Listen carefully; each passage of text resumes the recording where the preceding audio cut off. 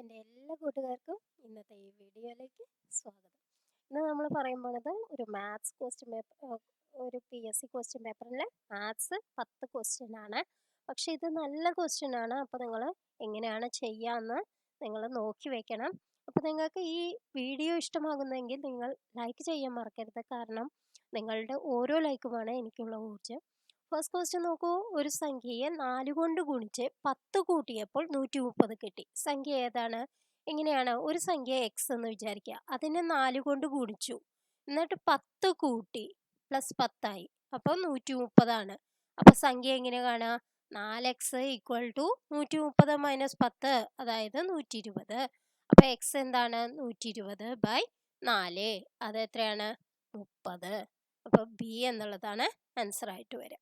Next question നോക്കിയോളൂ. 10% വാർഷിക നിരക്കിൽ കൂട്ടുപലിശ കണക്കാക്കുന്ന ബാങ്കിൽ നിന്ന് തോമസ് 15,000 രൂപ കടമെടുത്തു. 2 വർഷം കഴിഞ്ഞപ്പോൾ 10,000 രൂപ തിരിച്ചടച്ചു. ബാക്കി എത്ര രൂപ അടയ്ക്കണം?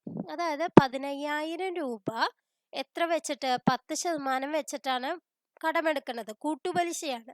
അപ്പോൾ ഫസ്റ്റത്തെ കൊല്ലം എത്ര ഉണ്ടാവും? 15,000-ന്റെ 10%, അതാണ് കൂടുക അല്ലേ? അപ്പൊ എത്രയാണ്? 1,500 രൂപ. അപ്പോൾ ഈ 15,000 കൂടെ 1,500 കൂടി കൂട്ടിയിട്ടാണ് രണ്ടാമത്തെ കൊല്ലം ഉണ്ടാവുക. അപ്പൊ 16,500 രൂപ. അതിന്റെ 10% എന്ന് പറഞ്ഞാൽ എത്രയാണ്? 16,500-ന്റെ 10% എന്ന് പറഞ്ഞാൽ 1,650. 1,650-ഉം 16,500-ഉം കൂടി കൂട്ടിയതാണ് ആകെ തുകയുള്ളത്. 2 വർഷം കഴിയുമ്പോൾ ഉള്ള തുക എന്ന് പറയുന്നത് ഇതാണ്. അപ്പോൾ 18,150. അതിൽ 10,000 രൂപ അവർ തിരിച്ചടച്ചു അല്ലേ? അതിന്ന് 10,000 പോയാൽ പിന്നെ എത്രയുണ്ടാവുക? 8,150. അപ്പോൾ ബി എന്നുള്ളതാണ് ആൻസർ ആയിട്ട് വരിക. അടുത്ത ക്വസ്റ്റ്യൻ നോക്കൂ. ഒരു ചതുരത്തിന്റെ നീളവും വീതിയും 5:4 എന്ന അംശബന്ധത്തിലാണ്. അതിന്റെ പരപ്പളവ് 320 ചതുരശ്ര മീറ്റർ. എന്നാൽ വീതി എത്ര? എങ്ങനെയാ ചെയ്യുക? 5ഉം 4ഉം ആണ് നീളവും വീതി എന്ന് പറഞ്ഞിട്ടുണ്ട്. അപ്പോൾ നമ്മൾ എടുക്കുക 5x-ഉം 4x-ഉം ആണെന്ന് എടുത്തു. അതിന്റെ പരപ്പളവ് എന്ന് പറഞ്ഞാൽ എന്താണ്? വിസ്തീർണമാണ്. 5x, അപ്പൊ നീളം ഇൻറ്റു വീതിയാണ് വിസ്തീർണം. അപ്പൊ 5x ഇൻറ്റു 4x എന്ന് പറയുന്നത് എത്രയാന്ന് തന്നിട്ടുണ്ട്? 320 ആണെന്ന് തന്നിട്ടുണ്ട്. അപ്പൊ നമുക്ക് ഇതിന്ന് എന്താ എഴുതാം? x² എത്രയാവും? x ഇൻറ്റു x എന്ന് പറയുന്നത് എത്രയാവും? 320/5 ഇൻറ്റു 4 20. അപ്പോൾ ഈ 0 വെട്ടിക്കളയാം. ഇവിടെ 16 വരും. x² 16 ആണ് വെച്ചെങ്കിൽ x എന്ത് വരും? √16. അത് എത്രയാണ്? 4² ആണ് 16 അല്ലേ? അപ്പൊ x 4 വരും. ഇനി എന്താ ചോദിച്ചേക്കണേ? വീതിയാണ് ചോദിച്ചിരിക്കുന്നത്. വീതി നമ്മൾ എന്തായിട്ട് എടുത്തത്? 4x ആയിട്ട് എടുത്തത് അല്ലേ? അപ്പൊ വീതി എന്ത് വരും? 4 ഇൻറ്റു 4, അതായത് 16 എന്നുള്ളതാണ് ആൻസർ ആയിട്ട് വരിക. അടുത്ത ക്വസ്റ്റ്യൻ നോക്കാം. താഴെ തന്നിരിക്കുന്ന സംഖ്യയിൽ ഒറ്റയാൻ ആരാണ്? ഇത് അവര് ഡെലീറ്റ് ചെയ്ത ക്വസ്റ്റ്യൻ ആണ്. നെക്സ്റ്റ് ക്വസ്റ്റ്യൻ നോക്കാം. സമചതുര സ്തംഭാകൃതിയിലുള്ള ഒരു തടിക്കഷ്ണത്തിന്റെ പാദത്തിന്റെ വശങ്ങൾക്ക് 10 സെന്റിമീറ്റർ നീളമുണ്ട്. സ്തംഭത്തിന് 20 സെന്റിമീറ്റർ ഉയരമുണ്ട്. ഇതിൽ നിന്ന് ചെത്തിയെടുക്കാവുന്ന ഏറ്റവും വലിയ വൃത്തസ്തംഭത്തിന്റെ വ്യാപ്തം എത്ര? അപ്പൊ നമുക്ക് അറിയാം എങ്ങനെയാണ്. ആദ്യം ഒരു സമചതുര ആകൃതിയായ ഒരു പാദത്തിന് ഇവിടെ എത്രയുണ്ട്? 10 സെന്റിമീറ്റർ ആണെന്ന് പറഞ്ഞിട്ടുണ്ട്. അപ്പൊ ഇതിൽ ഉൾക്കൊള്ളാവുന്ന ഒരു സർക്കിൾ എന്ന് പറഞ്ഞിട്ടുണ്ട് വെച്ചെങ്കിൽ ഇതിന്റെ വ്യാസമാണ് 10 സെന്റിമീറ്റർ വരിക. അപ്പൊ ആരം എത്ര വരും? 5 സെന്റിമീറ്റർ ആരം വരും അല്ലെ? 5 സെന്റിമീറ്റർ ആക്കിയിട്ടേ എടുക്കാൻ പറ്റുള്ളൂ.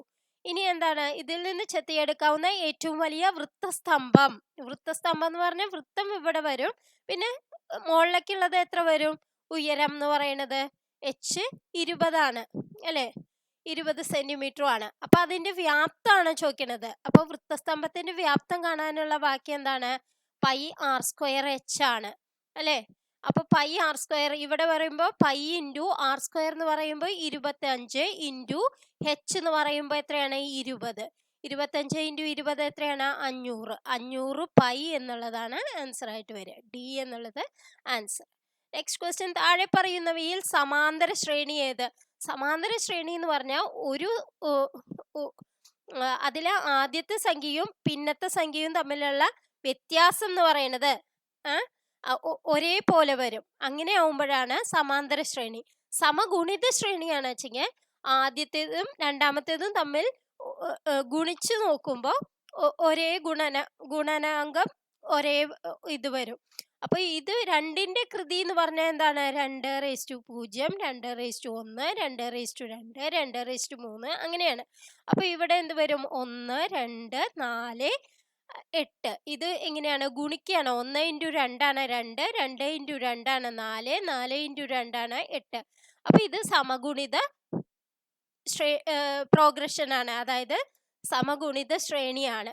അപ്പൊ ഇതില് ഇനി എണ്ണസംഖ്യകളുടെ വ്യുൽക്രമത്തിന്റെ ശ്രേണി എന്ന് പറയുമ്പോൾ എന്ത് വരും? 1/1, 1/2, 1/3, 1/4. ഇവിടെയും നമുക്ക് പൊതുവ്യത്യാസം എന്ന് പറയുന്ന ഒരു സാധനം കിട്ടില്ല. കാരണം ഇത് രണ്ടും തമ്മിലുള്ള വ്യത്യാസം എന്ന് പറയുന്നതല്ല ഇത് രണ്ടും തമ്മിലുള്ള വ്യത്യാസം.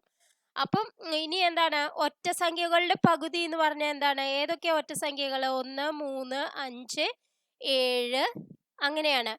ഒറ്റ സംഖ്യകളുടെ പകുതി എന്ന് പറഞ്ഞാൽ 1/2, 3/2, 5/2, 7/2. ഇതിൽ നോക്കൂ, 1/2 കൂടി 1 കൂട്ടിയാലാണ് 3/2. 3/2 കൂടി 1 കൂട്ടിയാലാണ് 5/2.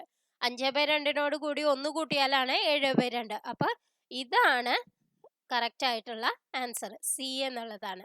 നെക്സ്റ്റ് ക്വസ്റ്റ്യൻ നോക്കൂ. 5/16 ദശാംശ രൂപം. 5നെ 16 കൊണ്ട് ഹരിക്കുക, അതാണ് ചോദിക്കുന്നത്. അപ്പോൾ 5-ല് പൂവില്ല, അപ്പോൾ പോയിന്റ് ഇടണം.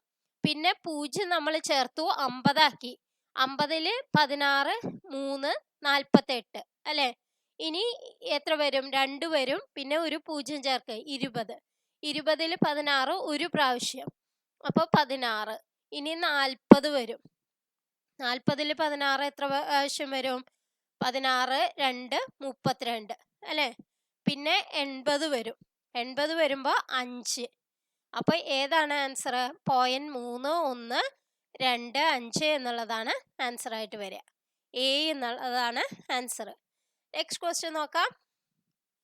6 പൈപ്പുകൾ ഉപയോഗിച്ച് ഒരു ടാങ്കിൽ വെള്ളം നിറയ്ക്കുവാൻ 1 മണിക്കൂർ 20 മിനിറ്റ് വേണം. എന്നാൽ 5 പൈപ്പുകൾ ഉപയോഗിച്ചാണ് നിറയ്ക്കുന്നതെങ്കിൽ എത്ര സമയം വേണം? അതായത് 6 പൈപ്പ് ഇൻറ്റു എത്ര സമയമാണ്? 1 മണിക്കൂർ 20 മിനിറ്റ് എന്ന് പറയുന്നത് 80 മിനിറ്റ് ആണ്. 6 × 80 എന്ന് പറയുന്നത് 5 × എത്ര എന്നുള്ളതാണ് നമ്മളുടെ ചോദ്യം. അപ്പൊ ഈ എത്ര എന്നുള്ളത് എങ്ങനെ കാണാം? 6 × 80/5 ചെയ്താൽ മതി. അപ്പൊ 6 × 80/5, അതായത് 5 ഇതിൽ വെട്ടിപ്പോവും. 4×5 5, 30-ല് 6×5 30, 16 6, 6×6 36, 3 96. 96 ഡി എന്നുള്ളതാണ് ആൻസർ ആയിട്ട് വരിക. അപ്പൊ ഇത് നമ്മൾ ഇങ്ങനെയാണ് ചെയ്യേണ്ടത്. 6 പൈപ്പുകൾ എത്ര സമയം കൊണ്ടാണ് എന്ന് വെച്ചാൽ അത് ഈക്വൽ ടു 5 പൈപ്പുകൾ ഇൻറ്റു എത്ര സമയം എന്നുള്ളതാണ് നമ്മൾ നോക്കേണ്ടത്.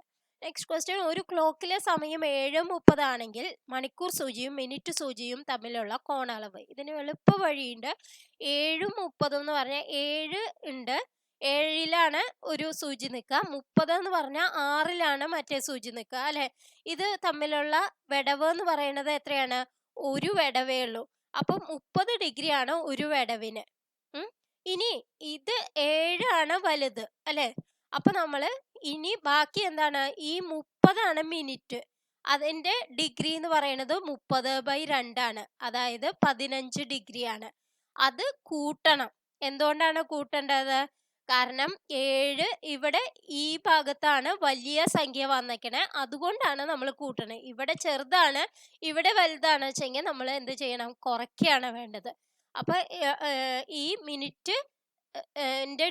മിനിറ്റിന്റെ ഡിഗ്രി കാണാൻ എന്താ ചെയ്യുക? ഇതിനെ പകുതിയാക്കിയാൽ മതി, അതായത് 15. അപ്പൊ 30ഉം 15ഉം കൂടി കൂട്ടി എത്രയാ? 45 ഡിഗ്രി. അപ്പൊ സി എന്നുള്ളതാണ് ആൻസർ ആയിട്ട് വരിക. നെക്സ്റ്റ് ക്വസ്റ്റ്യൻ നോക്കാം.